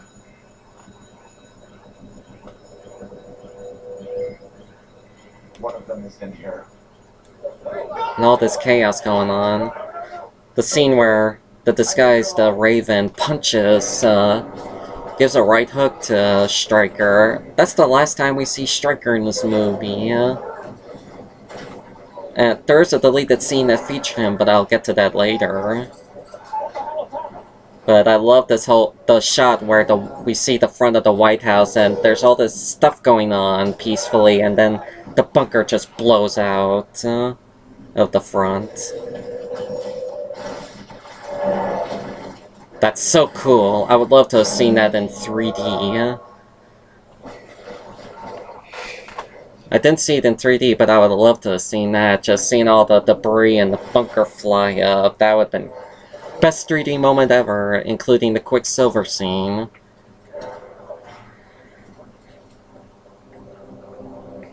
I think Magneto's plan here is amazing, I can tell you that. It's just so blunt and great. Barricades the White House, pulls the bunker out of the trunk to face him, and guns pointed at them. And you would think that this would that this would definitely jumpstart, if he was successful in killing Nixon, that this would definitely jumpstart the program's skyrocketed Sentinel program. Why? But after this movie, we all know, after he's defeated and all that, they just blow it off like a slap on the wrist. Because we are different. I don't know, it reminds me of how at the end of Star Trek Into Darkness, where the giant spaceship crashes into San Francisco and Starfleet is like corrupted, and yet a year later everything's fine and the Enterprise goes on the 5-year forage. They blow off that event like it was nothing. For the same thing. But whatever, I guess they want the movie to end quickly.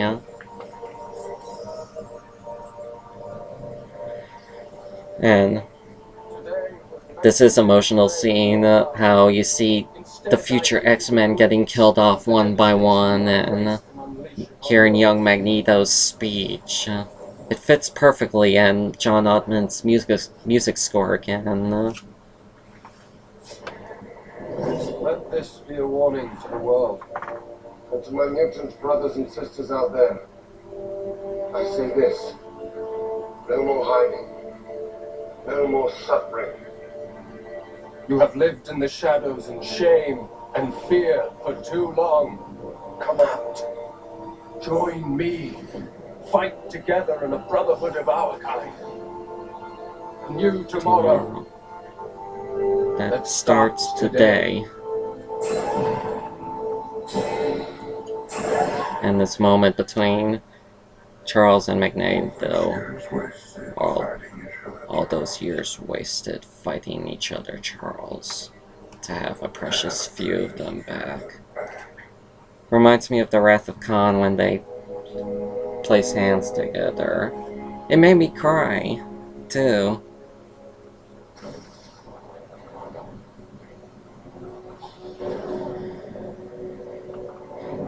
And Iceman becoming the last line of defense before it's their doom. That's where we feel desperate for the future X-Men to win, you know.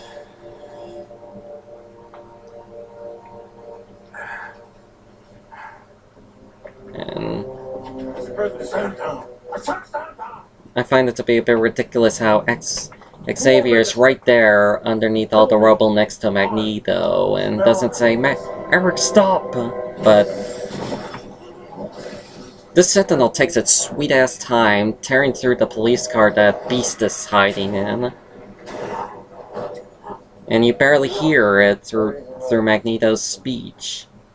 You had no intention of sparing any of us. And I love how it lets you know that the Nixon Magneto is facing is actually Raven in disguise.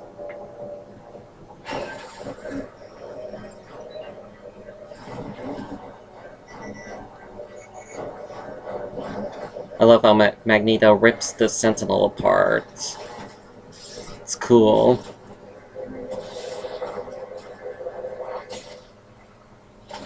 Right through the jugular there a bit.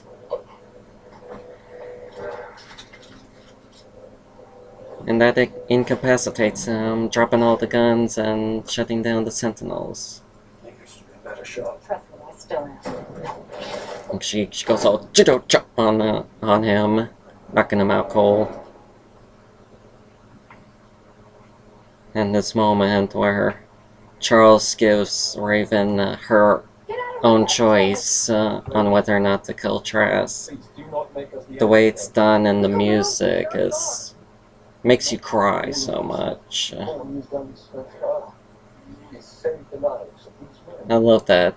You can show them a better Everything path. that happens now is in your hands. It's so powerful. Shut it down, Charles. I'd like for y'all to listen as I've well. been trying to control you ever since the day we met.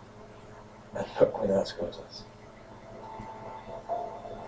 Everything that happens now is in your hands.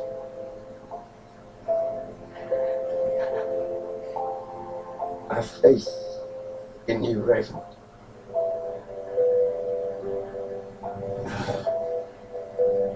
It's such a good moment. it's like, even though you watch it a couple of times and you know she's gonna drop it, but it's such a tear-jerking moment. The way John Ottman does the piano keys.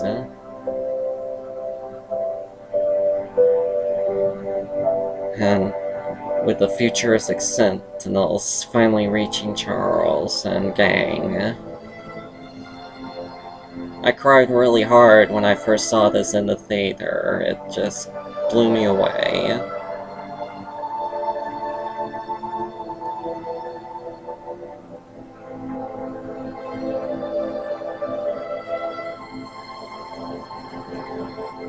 It's so well edited. And I love that how everybody in the future just disappears. And the music done so well.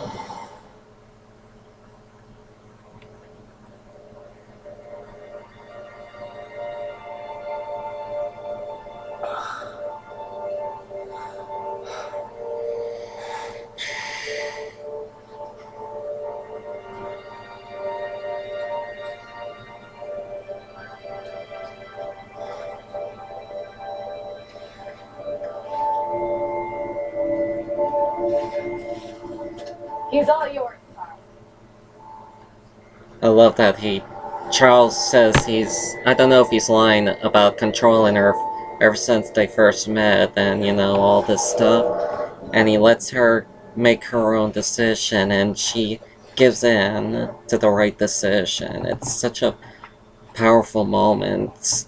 I think this is character development at its very best. These are characters that you care about so much. If you let them have me, I'm as good as dead. You know that. And this moment where Magneto leaves, but he leaves without his helmet. He's gonna be a Magneto someplace else, but a completely different one.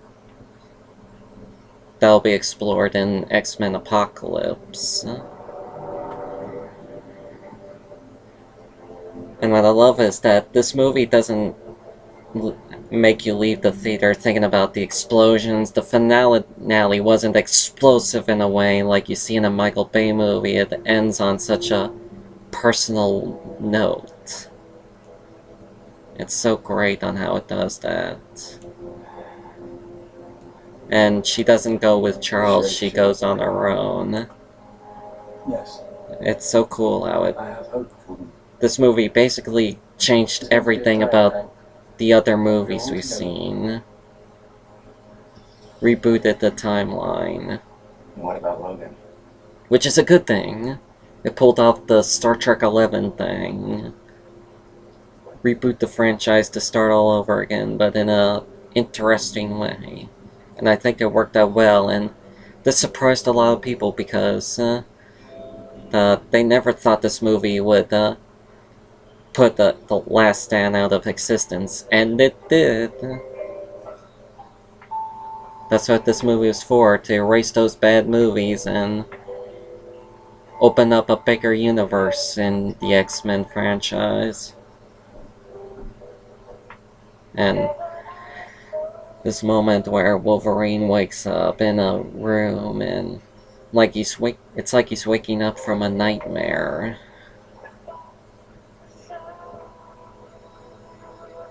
And John Ottman's music once again. And you see all these people you know alive and well, including Storm. And there's Rogue in a non-speaking cameo. So to say, oh, I already got to that, didn't I? Yeah. But in 2015, we will be seeing an extended version of the movie called Rogue Cut, which will feature more of which will bring back all of the scenes featuring Rogue, played by Anna Paquin. So that's good. Can't wait for that. As a matter of fact, I'm even willing to watch a 5-hour-long version of this movie. It's so good to me.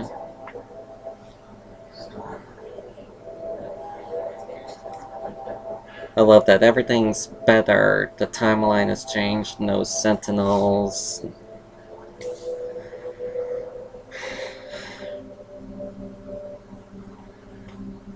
Like in Back to the Future Part 1, where at the end where Marty wakes up and finds some things have changed. And here's where we see that Jean Grey is alive now. I think I must have heard a lot of people just cheer for this moment when they saw her alive. What else would it be? And Scott Summers, or Cyclops. Everyone cheered for that moment. And we do see that some things have not changed. You see, Scott. Uh-huh.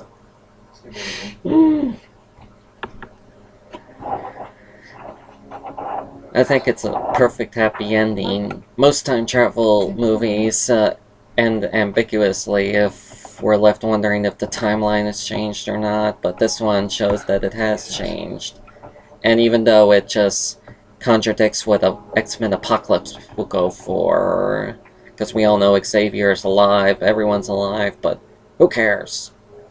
Gotta enjoy the movie for what it is. And I love how it's revealed that Logan is a history teacher. It's a bit ironic because he lived through all those years. Actually, I could use some help with that. Help as well. Pretty much everything after 1973. As Charles would say, welcome back. The history I know is a little different.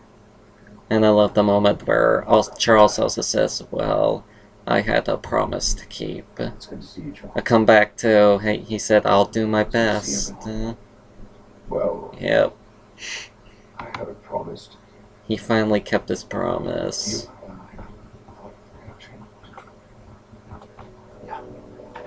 And we're never shown if he has his mental claws, because they never gone to that. I'm sure they will explain that in the next movie. True.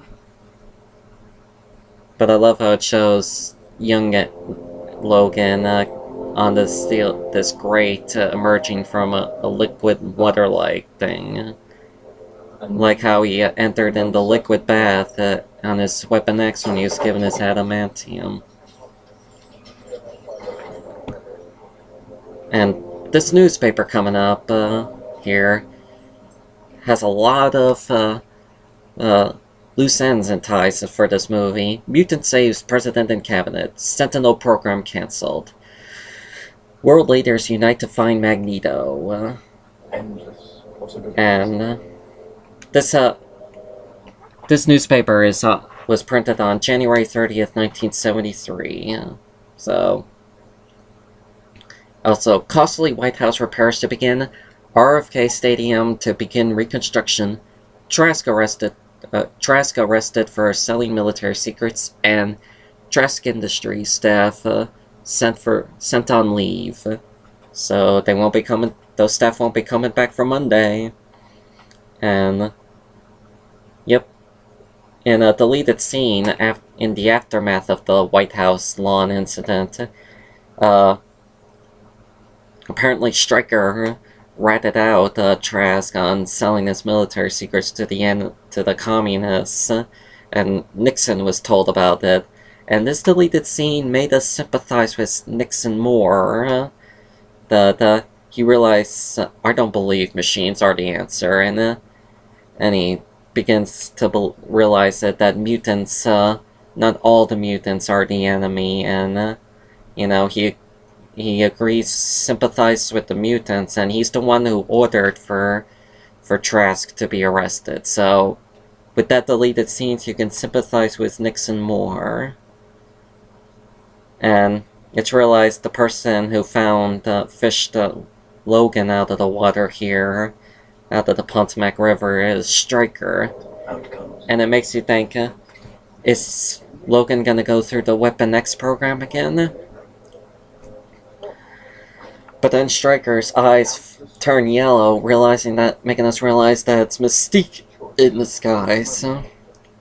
So it shows that the timeline has changed drastically, and hopefully X-Men Apocalypse will explain to us what's happened, since that movie will be set in 1983, a further 10 years later.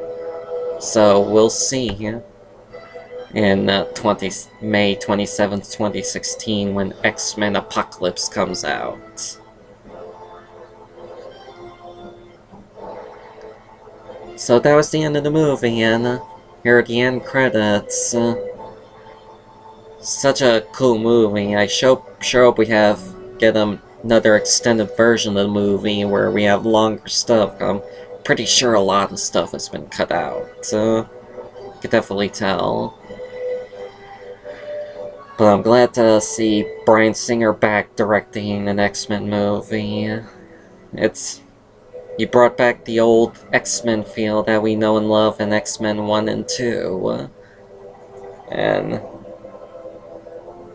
And thankfully he'll be back to direct X-Men Apocalypse. I'm glad for that. And yep, Hugh Jackman, James McAvoy, Michael Fassbender, great actors in this movie. And it's funny to see Kelsey Grammer in a short cameo as older Beast. That's cool. By my stars and garters. And Painter Dinklage, another actor I like. I think it's really cool that someone like him, a dwarf, so to say, are given more of the spotlight in movies. And it's a cool movie, and I'm gonna skip to the post-credit end credit sequence where we're in ancient Egypt, and we see this man with blue-gray skin moving the pyramids with his mind. These people chanting that refer to him as En Sabanur, but he's also best known as Apocalypse.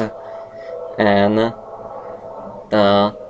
those four people behind him are the four horsemen of the Apocalypse. But we'll be seeing Apocalypse later, soon, in X-Men Apocalypse, where he will be the main villain in that one. And the reason why he looks girlish in this is because that's him in his younger self, probably in his early 20s.